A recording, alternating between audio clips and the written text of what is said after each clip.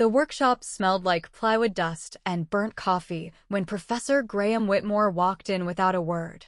He crossed the room in 6 strides. He stopped at my table and looked down at 4 months of work. Then he picked up my model. He turned it once, like he was checking for flaws he had already decided were there. He dropped it on the table. The roof section cracked. A support beam snapped clean in half. "This does not deserve a second look," he said. He adjusted his silver cufflinks before he said it, one and then the other, like he was arming himself before every insult. Nobody in the room moved. Nobody said a word. I knelt down and started gathering the broken pieces of balsa wood into my palm. My hands did not shake. I had learned not to let them shake months ago.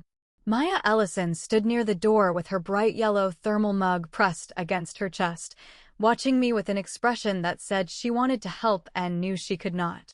I picked up every splinter of my model before I looked up again. That was not the first time, and it would not be the last. 2 weeks earlier, Whitmore had invited a panel of visiting architects to review our senior presentations. I stood at the front of the room with my drawings pinned to the board behind me. I had rehearsed my opening line for 3 nights straight, whispering it to my ceiling before falling asleep. I got through 1 full sentence before he interrupted me, asking the panel if they wanted to see something with actual structural logic instead. He gestured toward another student's project without looking at mine again.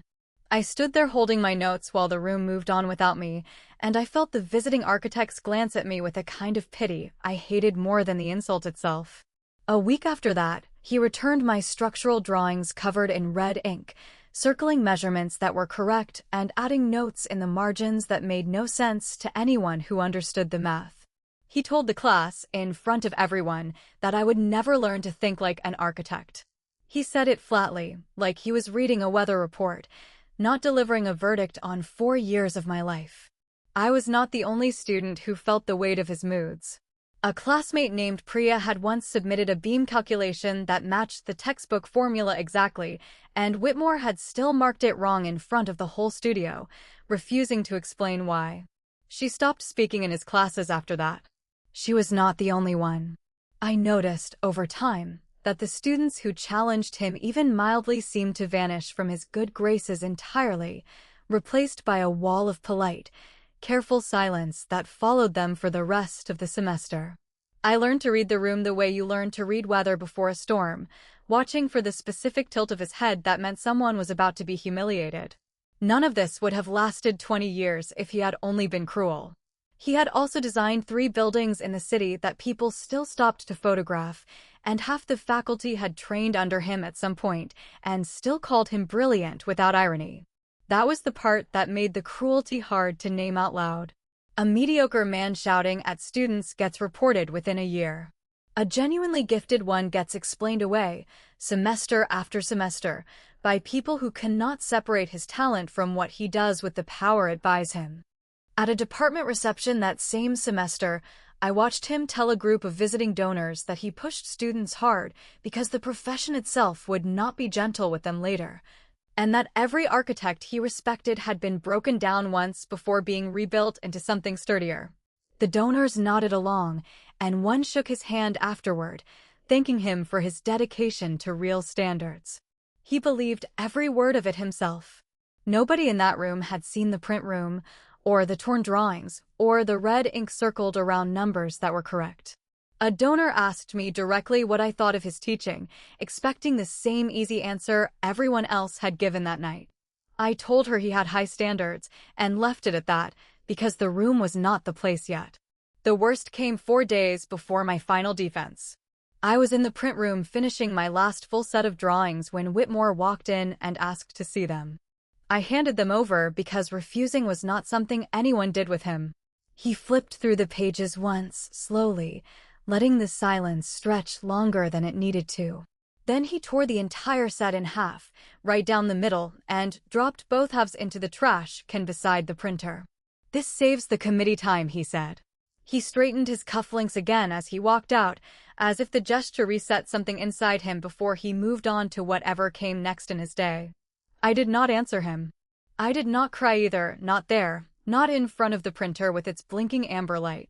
I walked to my table, set my metal architectural ruler down, and lined its edge up perfectly parallel with the edge of the desk. I had done that before every single project since my first year.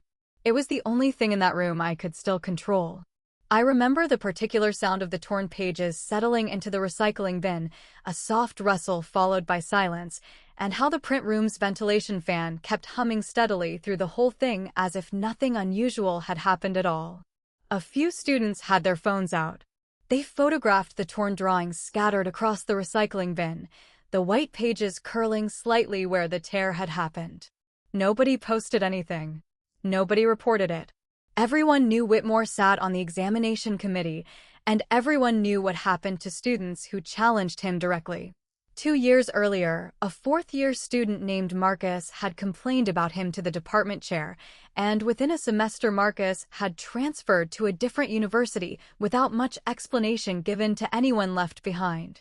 I ran into him once in a hallway before he left and asked if he was okay.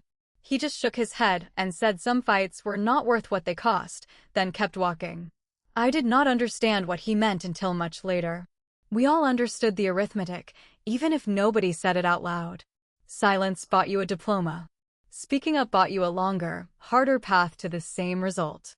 I had chosen this program 4 years earlier because of a single lecture Whitmore gave during an open house, a lecture about how a building could hold memory the way a person does, in its joints and its scars. I believed every word of it back then.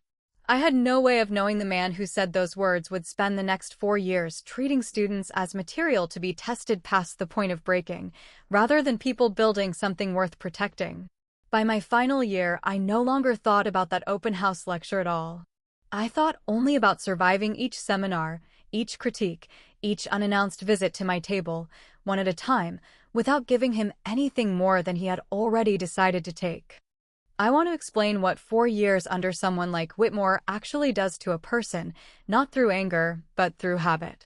I stopped raising my hand in his seminars by the middle of my second year, choosing instead to write my questions down and ask them privately after class, where at least there were no witnesses to any embarrassment. I started keeping duplicate files of every drawing I submitted, saved under different names in the university's cloud storage, in case something disappeared or was altered. I learned to recognize the exact sound his footsteps made in the hallway before he entered a room, a particular heavy rhythm on the old tile floor, so I could brace myself 2 full seconds early. None of this made me weaker. It made me precise. Every habit I built to survive him became a habit I later used against him, though I did not know that yet on the day he tore my drawings in half and walked out like nothing at all had happened.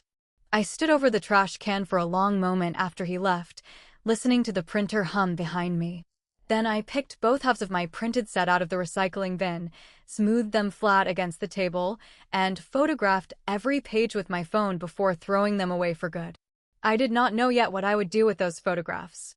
I only knew that a version of this had happened before, over and over, and that I was tired of pretending it had not. 2 days after the drawings were torn, I went to the department office for an emergency reprint before my defense. Nadine Foster worked the front desk, the kind of person who tried to help you even when the system slowed everything down. The department's request system had frozen mid-submission, and she asked me to wait right there while she checked whether it had gone through on the back end, leaning past her own monitor to squint at the terminal behind the counter. Her screen stayed open the whole time, and the evaluation log sitting on it caught my eye before I could look away. Whitmore's entries stood out immediately, a column of numbers far lower than any finished project deserved. I recognized 2 of the names, students I had watched quietly vanish from his studio over the years without ever knowing why. For 3 years running, he had logged extremely low internal marks for a specific set of students, weeks before their official defenses, mine among them. The final committee scores next to those same names were consistently higher, which made no sense unless his early scores meant nothing at all. I read the screen for maybe 10 seconds before Nadine turned back around. I thanked her for the reprint form and left. Walking back across the quad, I understood something that changed everything. This was not about me failing to meet his standards. This was a pattern built over years, aimed at specific students, recorded in a system he assumed nobody outside his office would ever see. My torn drawings were one data point in a much older file. I did not confront him. I told nobody yet, not Maya, not Elias, not anyone else in the building.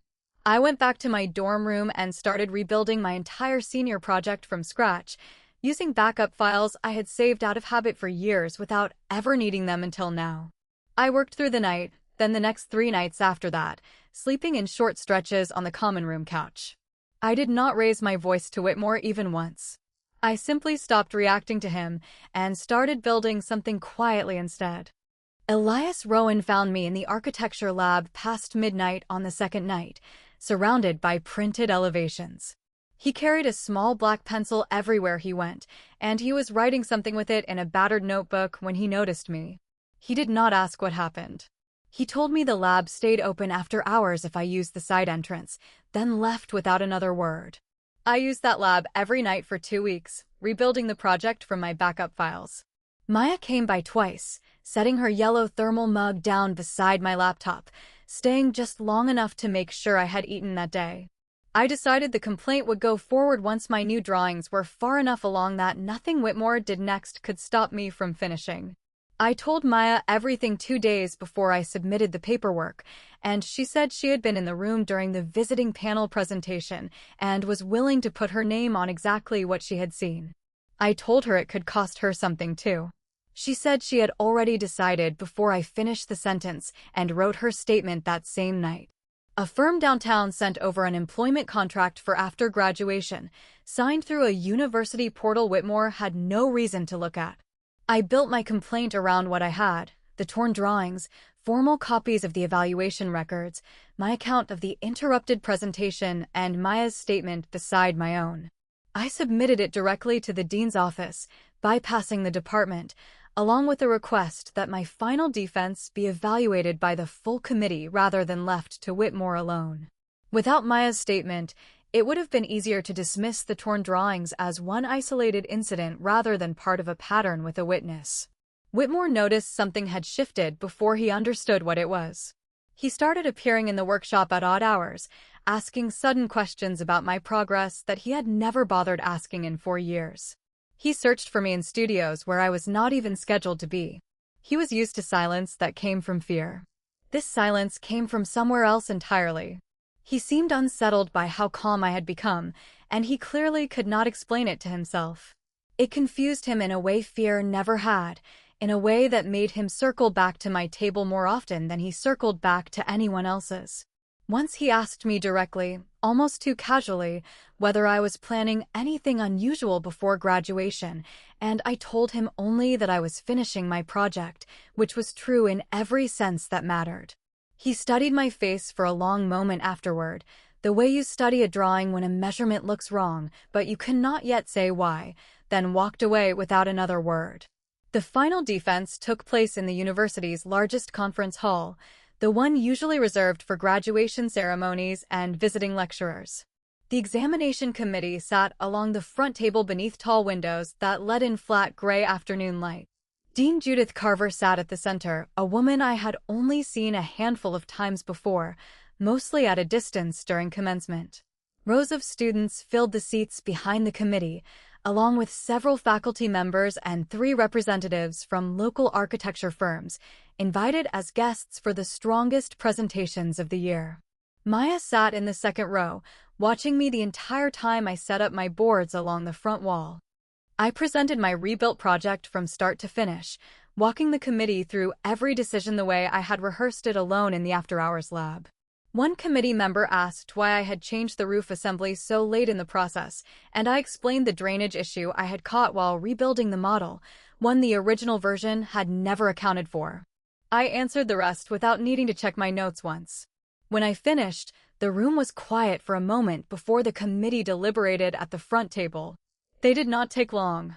They awarded my project the highest possible distinction, unanimously, including a vote from Whitmore himself, who had no grounds left to argue against work that was, by every measurable standard, flawless. Before the room could fully exhale, Dean Carver stood and announced that the academic complaint review had concluded that same week, her voice steady and unhurried. She explained, calmly, that the committee had reviewed the internal evaluation logs alongside the photographic evidence submitted with the complaint.